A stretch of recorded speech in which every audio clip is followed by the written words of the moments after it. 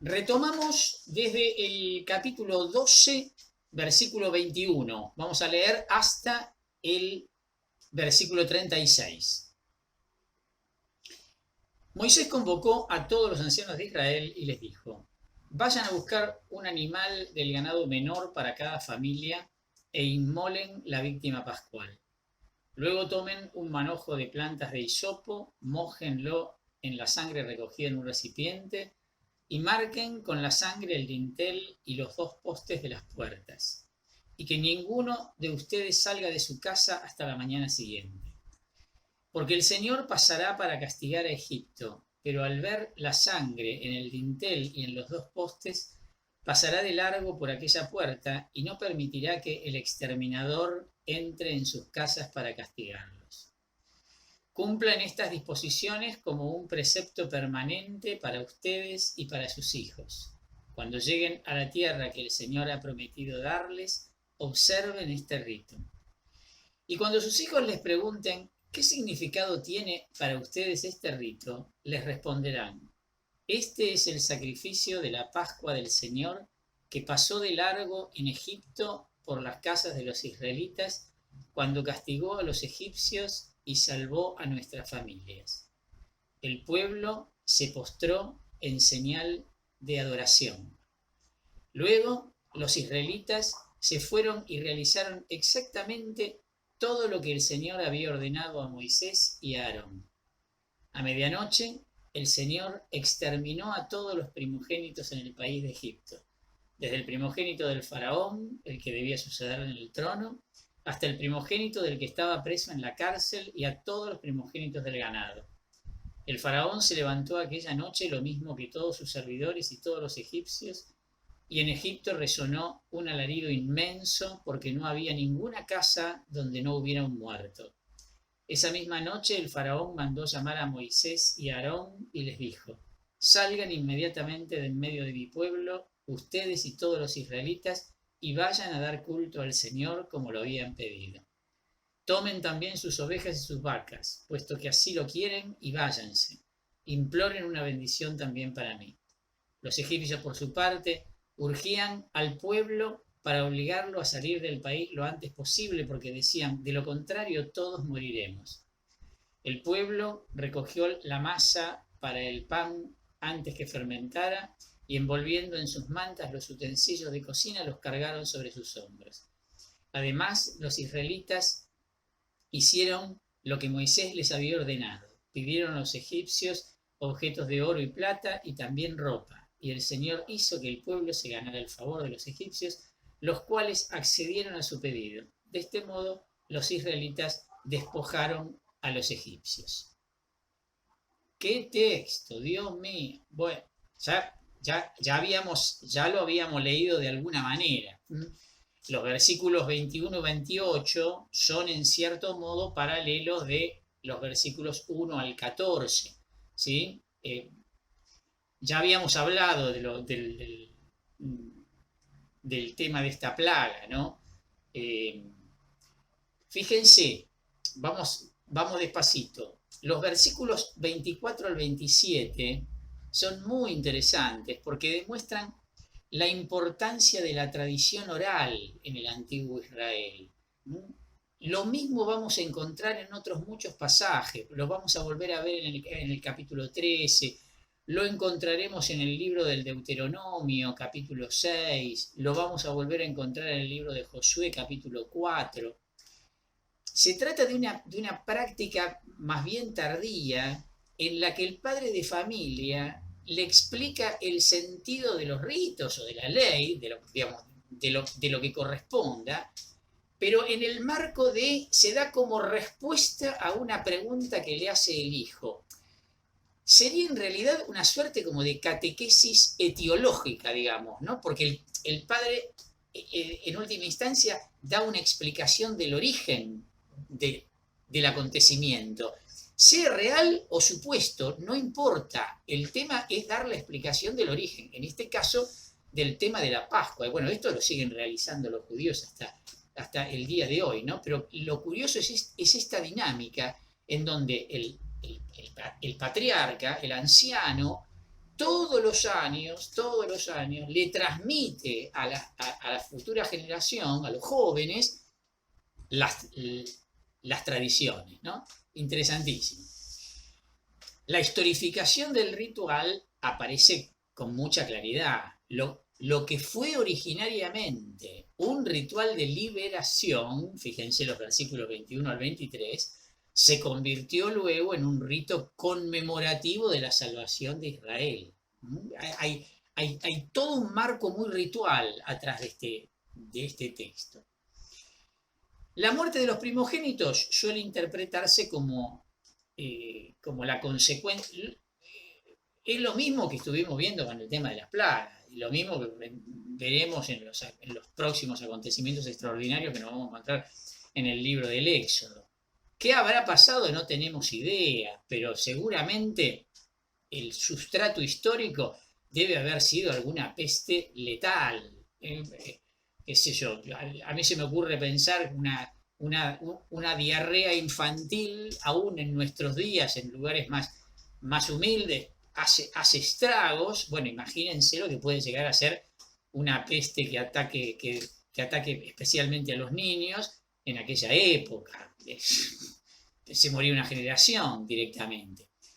Lo curioso que aparece acá es que los hijos de los hebreos no se mueren, ¿no? Los primogénitos de los hebreos no se mueren. No solo eso es lo curioso. Lo curioso no es que mueren todos los niños, mueren nada más que los primogénitos. Evidentemente esto tiene que ver con el sabor épico que ya nos tienen acostumbrados todos estos relatos. ¿Sí? El sustrato histórico debe ser una enfermedad infantil sin ningún lugar a dudas.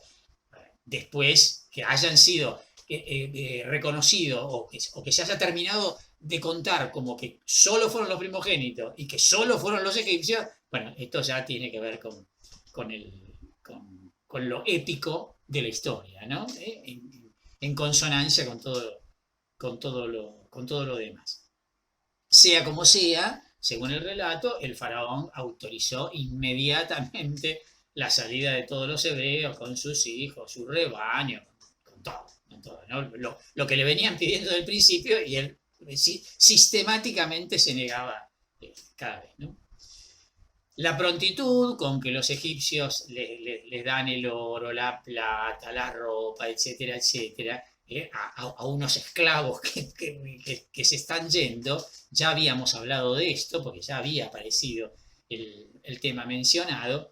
Se podría explicar también, especialmente en este contexto, de esta manera. A ver, para la mentalidad de los egipcios, y en realidad para la mentalidad de los pueblos antiguos, dadas las circunstancias que se relatan acá, Yahvé, el Dios de los israelitas, había demostrado su poder.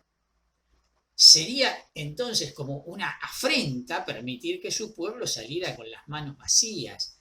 Acá hay una suerte, esto puede ser tranquilamente una suerte de reconocimiento por parte de los egipcios de la grandeza de Yahvé como Dios, ¿no? Una mentalidad, de hecho, parecida la vamos a encontrar reflejada bastante más adelante en el primer libro de Samuel, en el capítulo 6, cuando los filisteos roban el arca de la alianza. También se desatan una serie de calamidades entre ellos, aparecen una serie de tumores entre los filisteos, y entonces con gran temor devuelven el arca de la alianza a causa del desastre, ¿no? Reconociendo que Dios estaba de su lado. El contexto es, el tema es el mismo, cambia el contexto, ¿no? ¿Sí? Bueno, vieron que aparece el tema del hisopo en el versículo 22. El hisopo es una planta aromática que se utilizaba bastante para los ritos de purificación. Aparece en numerosos textos. El más famoso, que lo deben tener en el recuerdo, porque es un salmo muy conocido, el Salmo 51, el que se le suele llamar Miserere. Rocíame con el hisopo, quedaré limpio, lávame, quedaré más blanco que la nieve.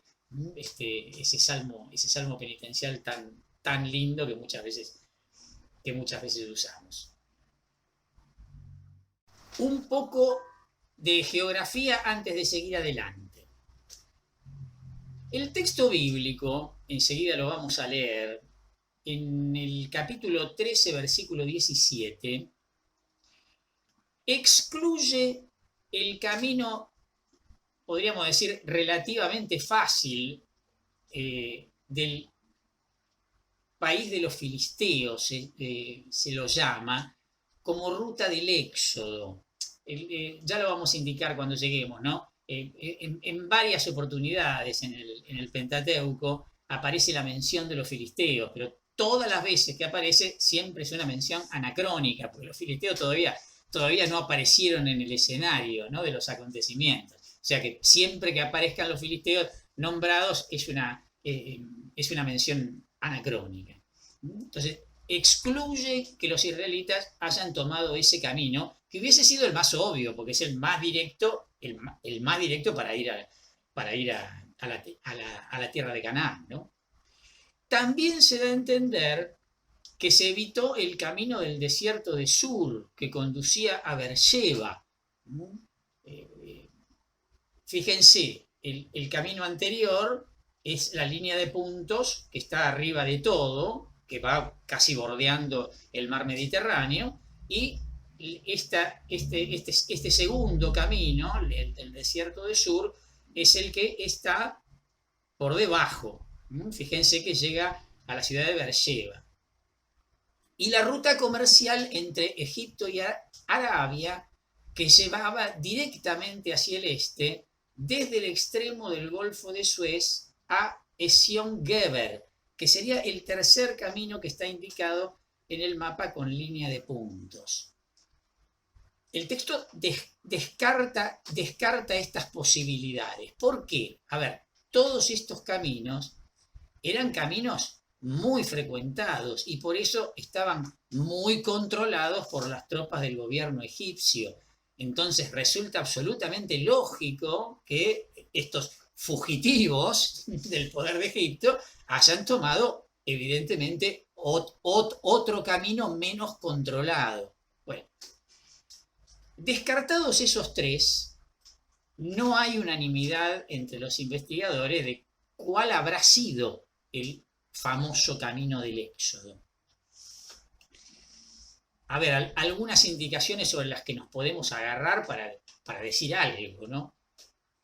A excepción de Sucot, la ciudad de Sucot, la identificación de los demás lugares que se van a mencionar en el texto, a medida que lo vayamos leyendo, no es segura. No es segura. La única que podemos ubicar así con bastante seguridad es Sucot. Sucot modernamente es Tel El Masjutá. La van a encontrar ahí en el centro del mapa. En el centro del mapa.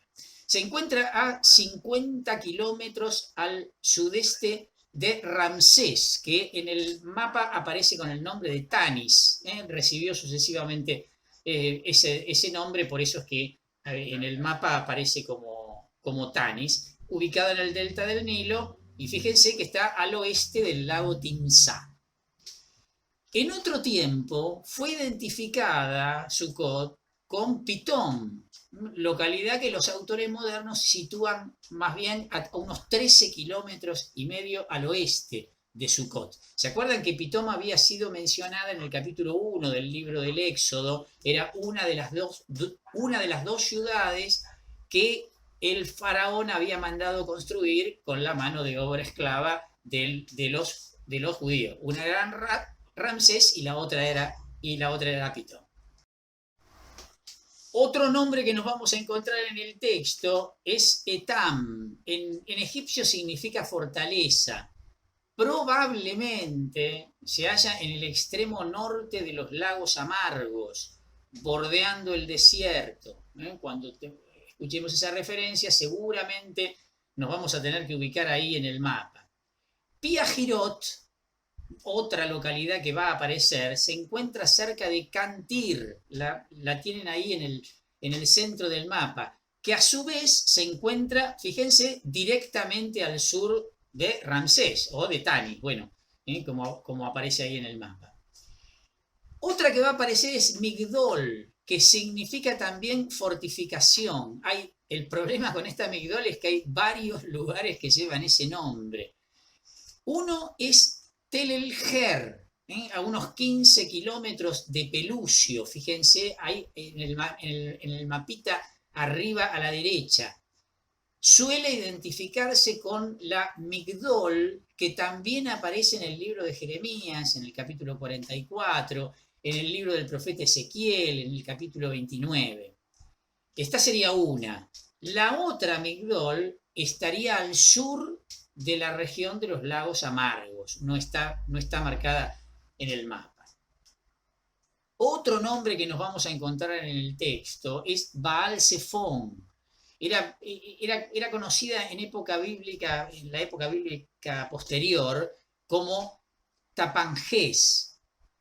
Para los griegos era Daphnis, y de hecho actualmente se la conoce como Tel Defne, la tienen ahí también. Está al sudeste de Tanis y al noreste de Cantil. Allí, dato curioso, fue justamente donde se refugió Jeremías cuando la destrucción de Jerusalén por parte de Babilonia. ¿Sí? Las mismas ciudades son... La realización del canal de Suez, obviamente, cambió notablemente la región, la situada entre el Golfo de Suez y el lago Mensalé junto al mar Mediterráneo. Por ejemplo, el lago Balá, que aparece ahí en el mapa, desapareció por la construcción del canal.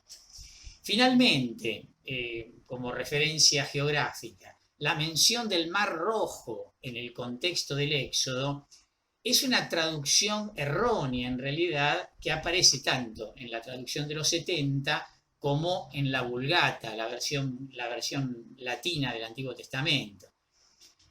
Basta mirar un mapa para advertir que el Mar Rojo no tiene nada que ver con los relatos del Éxodo. Está mucho más al sur que el lugar de los acontecimientos.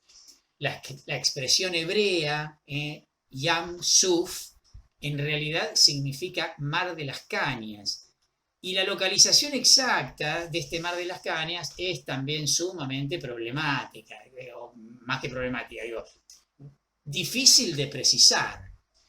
Para algunos investigadores se encuentra al norte de los lagos amargos, incluso dicen al norte del lago Timsá.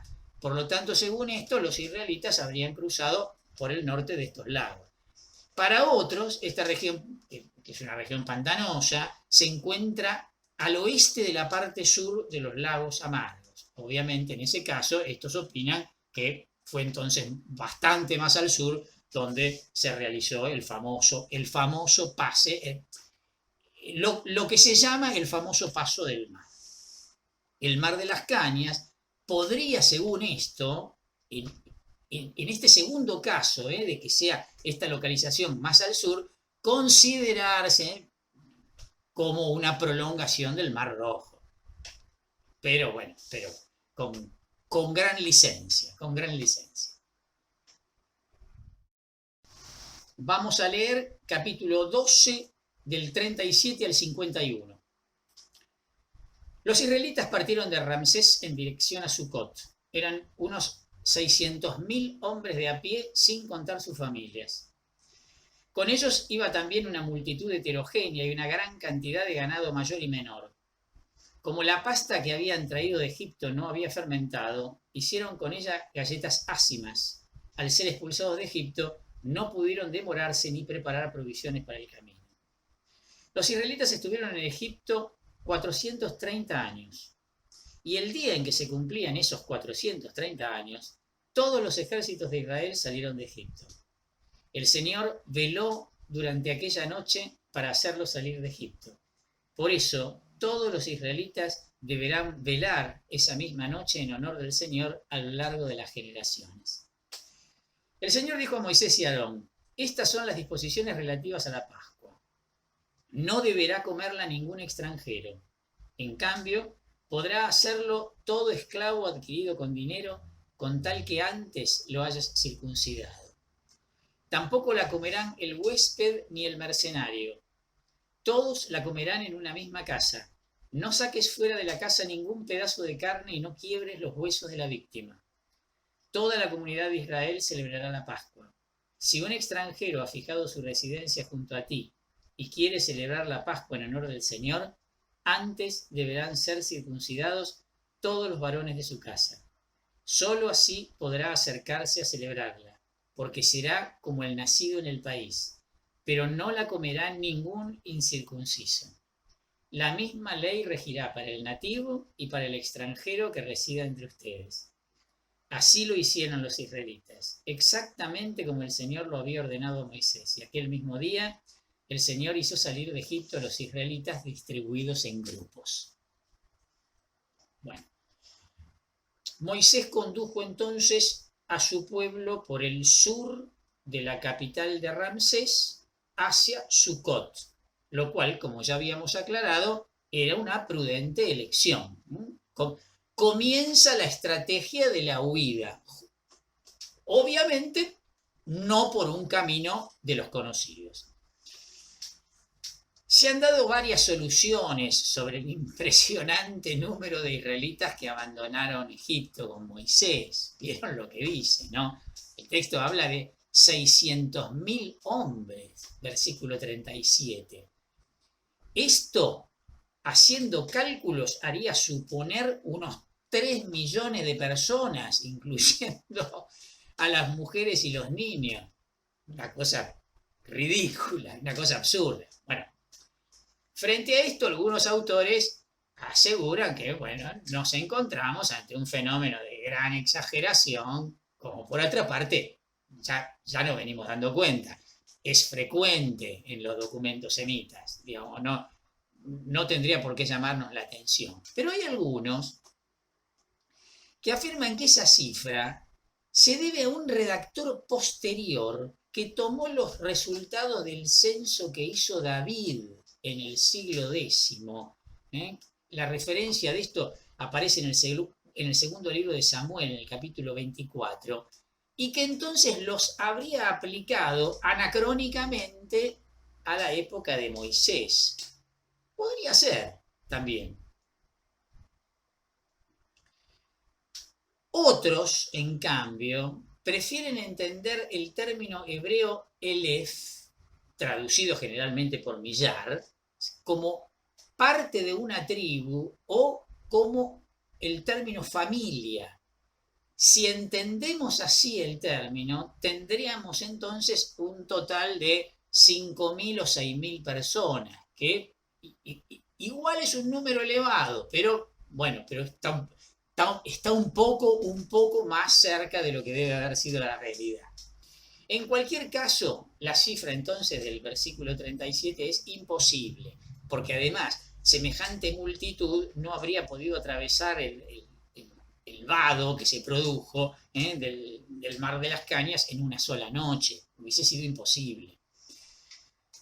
Además de esto, pronto, en el capítulo 23 del Éxodo, nos vamos a encontrar con que se nos dice que los hebreos eran insuficientes en número para apoderarse de Canaán, cosa que sería ridícula esta mención si estuviéramos hablando realmente de 600.000 personas, ¿sí? Hubiese sido facilísimo.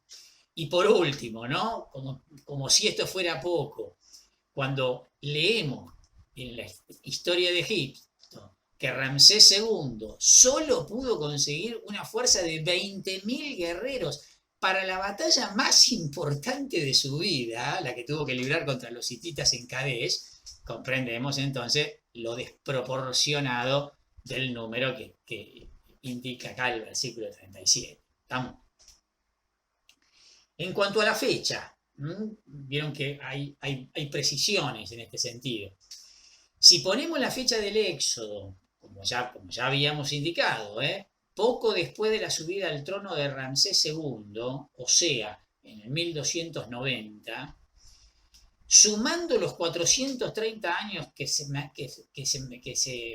mencionan aquí, que supuestamente permanecieron los israelitas en Egipto, resultaría entonces que habrían entrado a Egipto alrededor del 1720-1710, fecha que realmente coincide con la conquista de sus parientes de raza, los Ixos. ¿Se acuerdan? Bueno, los que vimos juntos el libro del Génesis se deben acordar de esto, que es todo el contexto de la historia de José.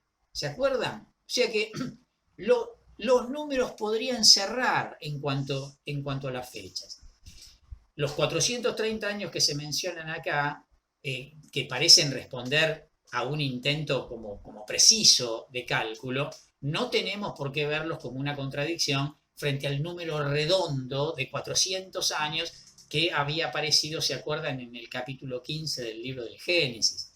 Evidentemente, en el capítulo 15 del Génesis se está haciendo un número global, un número redondo. Acá hay seguramente una pretensión de mayor precisión. En los versículos 42 al 49, de nuevo se alude a las normas sobre la celebración de la Pascua, que ya lo habíamos leído. Fíjense qué interesante esto. En el versículo 42, el elemento de la vigilia, bueno, ni más ni menos, fue recuperado por la liturgia latina en el oficio de la vigilia pascual, ¿no? Tal cual.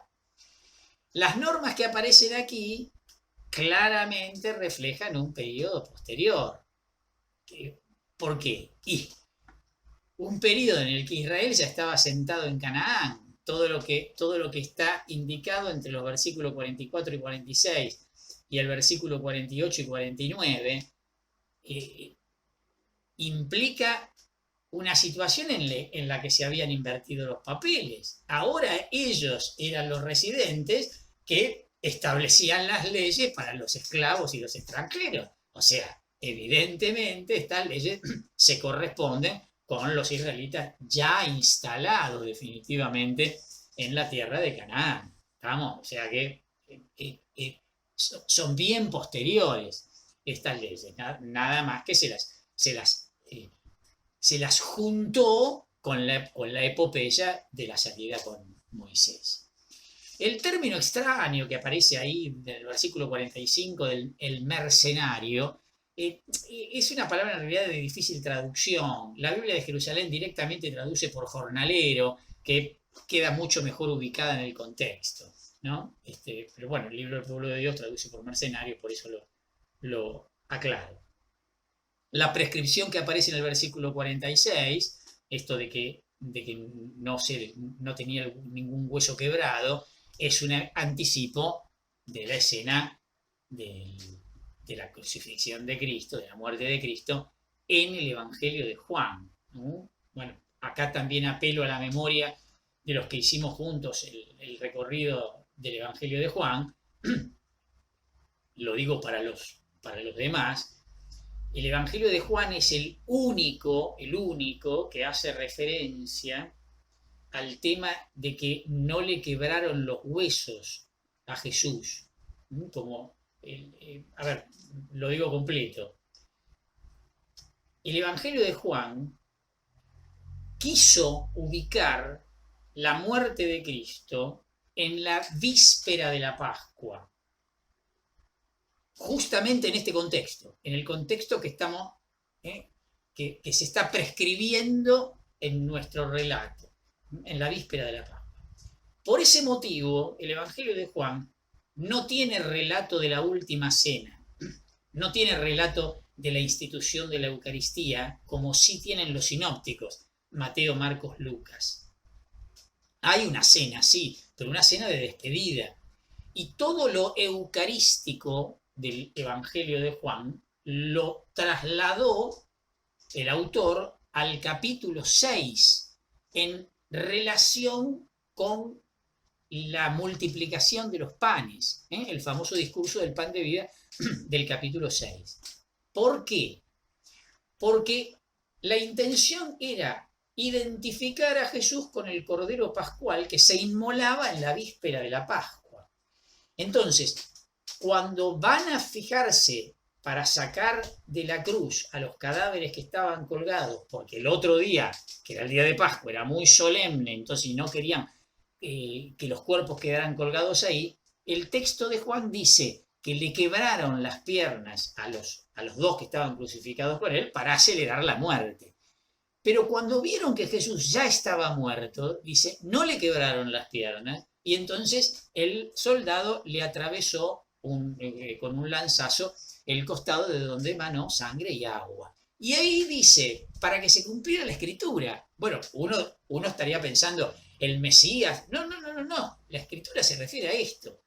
Está identificando a Jesús con el Cordero Pascual. Incluso el lanzazo, que solo aparece en Juan, en los sinópticos no aparece el famoso lanzazo, también tiene que ver con el tema de que el Cordero Pascual tenía que ser desangrado completamente para ser comido en la cena de la Pascua. Entonces, digamos, esta es la razón. Acá tenemos entonces el lugar de la escritura al cual hace referencia Juan en el capítulo 19 de su evangelio en relación con la muerte de Jesús. Esto.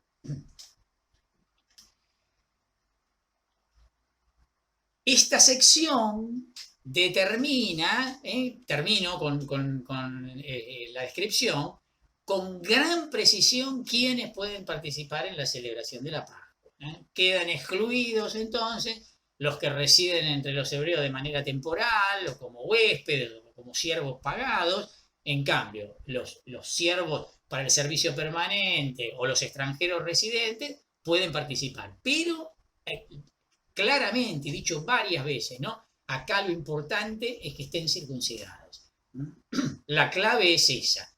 Solo los judíos, con el signo de la alianza, son los que pueden participar de la Pascua. Esto queda clarísimo.